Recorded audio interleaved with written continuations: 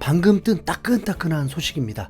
인터밀란은 챔스 결승 진출하고 맨시티는 레알과 경기를 앞두고 있고 나폴리, 바르셀로나는 리그 우승했는데 토트넘은 아직 감독도 단장도 없이 유로파리그 진출도 불투명해서 언론들의 주목도가 매우 낮습니다.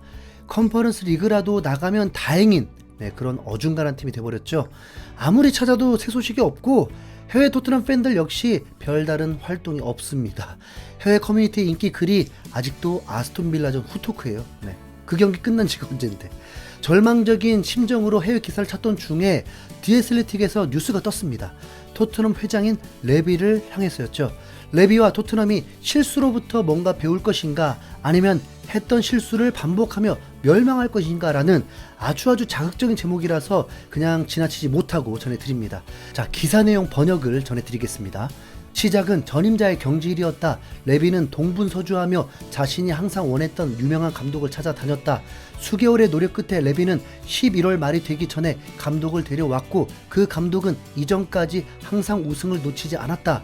우승 청부사라고 불리는 그는 토트넘에서 자신의 천부적인 승리 본능으로 팀이 오래도록 기다렸던 트로피를 가져오기만 하면 됐다. 그러나 이는 계획대로 되지 않았다. 그의 중도 부임 이후 팀이 눈에 띄게 개선되자 다음 시즌에 대한 기대감은 매우 높아졌다. 하지만 이는 금세 꼬이기 시작했다.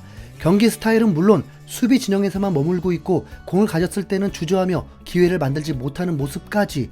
그나마 시즌 초반 성적이 나쁘지 않았기에 토트넘 팬들은 인내할 수 있었다. 감독은 수비가 더 완벽해지기를 원했지만 실상은 그렇지 않았다.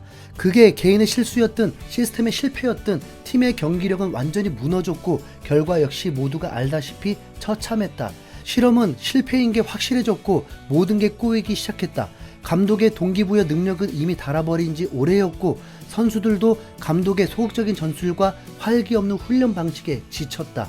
자신의 연속 우승 기록이 깨질 것을 직감한 감독은 점차 거친 모습을 드러냈고 자신의 선수들을 공개적으로 탓했다. 나중에는 이런 사실이 유출될까봐 편집증까지 드러냈다. 결과적으로 팀의 분위기는 망했고 자신감도 꺾였다. 그나마 최고의 활약을 펼친 케인조차 팀 전체를 끌고 갈 수는 없었다. 팬들마저 등을 돌렸고 팀의 순위는 계속 떨어졌다. 이제 남은 질문은 하나다. 레비가 과연 결단을 내릴 것인가? 우승 청부사라고 불리는 감독을 경질하는 건 레비가 가장 하기 싫었던 행동이다.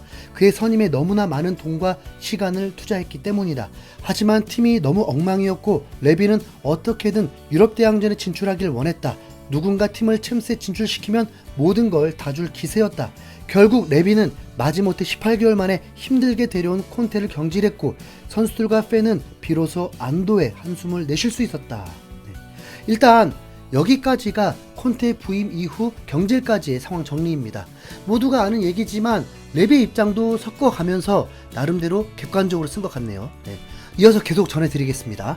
토트넘은 콘테의 후임을 찾는 긴 작업에 돌입했고 다음 시즌을 맡을 잠재적 후보들을 모아 영입 명단을 만들었다. 동시에 토트넘은 시즌을 마무리해줄 사람이 필요했고 시즌 종료 6경기를 남기고 라이언 메이슨을 감독 대행의 대행으로 삼았다. 메이슨의 젊은 에너지와 신선한 아이디어들 그리고 선수들과의 돈독한 관계는 경질된 콘테와는 완전히 대조되며 희망을 주었다. 메이슨은 구단과 모두가 같은 마음이 되길 원했고 자신이 포체티노 감독 밑에 있었던 시절로 팀을 되돌리고자 했다. 실제로 경기장 위에서도 더 나아지긴 했지만 자신감이 바닥에 떨어진 선수단을 데리고 그가 할 수 있는 일은 많지 않았다. 토트넘은 이번 여름에 어떤 스타일의 감독을 선임해야 할까? 자신들이 경질한 콘테와 같은 또 다른 우승 청부사 혹은 한 발 물러서서 장기적인 관점의 리빌딩을 지시할 감독? 모든 구단 관계자들은 유명 감독만 찾아다니는 현재의 문화가 팀에 막심한 손해를 입혔다는 것에 공감하고 동의하고 있다. 재시작이라는 기회는 매력적이다. 공격적인 축구를 할 때로 돌아가고 젊은 선수들을 영입하고 모든 이가 같은 방향을 향해 가는 토트넘으로 돌아가는 것이다. 포체티노 시절에는 그런 모습이었다. 하지만 과연 토트넘이 정말 2014년에 포체티노의 업적을 재현할 감독을 찾을 수 있을까? 팬들은 왜 토트넘이 포체티노를 데려오지 않았는지 궁금해하고 있다. 토트넘은 포체티노를 선임할 생각조차 하지 않았다. 아직도 그때가 가장 좋았다. 순위가 오르던 영광스러운 날들, 2번의 우승 도전, 공격적인 경기 스타일, 아약스전과 레알전 등 포체티노의 경질은 2018년의 영입 부족으로 선수단 세대 교체에 실패하면서 시작됐고 여전히 팬들은 그 사실에 고통을 받고 있다. 이 상처를 치유할 방법은 포체티노의 복귀뿐이지만 5월 들어 그럴 일은 없을 것이라는 것이 확실해졌다. 네.